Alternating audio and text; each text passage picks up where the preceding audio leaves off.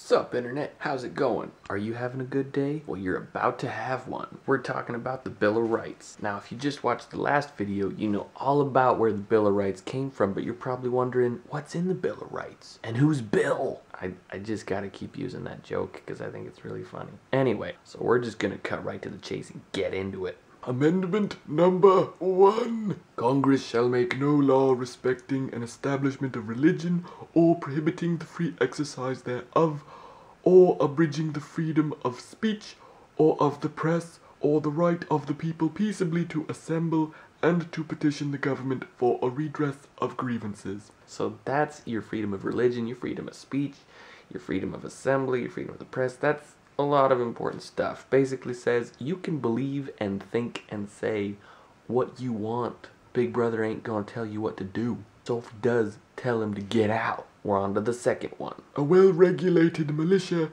being necessary to the security of a free state, the right of the people to keep and bear arms shall not be infringed. We've been hearing a lot about this one. But yeah, that's what it says. Necessary to a free state, you need a militia and you need people that have guns. Ain't no infringing allowed.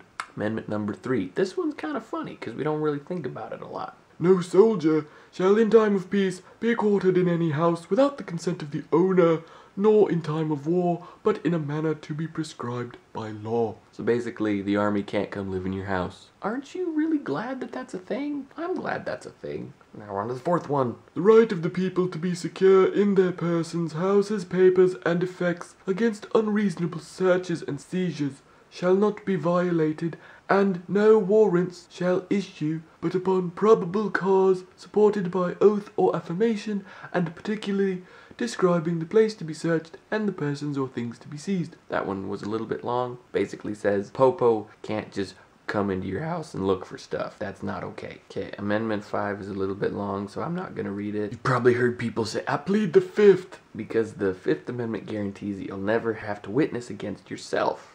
That's kind of nice. Also that you can't be tried for the same crime twice. I didn't know that was a thing. You learn something new every day. We're on to the 6th one. This one is really nice. I'm just gonna read the first part. In all criminal prosecutions, the accused shall enjoy the right to a speedy and public trial. So they can't just say, hey, you were gonna put you in jail for speeding, I don't know, and then keep you there for 70 years. That's not okay. Next one. We're on number 7. This is the one that gives you the right to a trial by jury.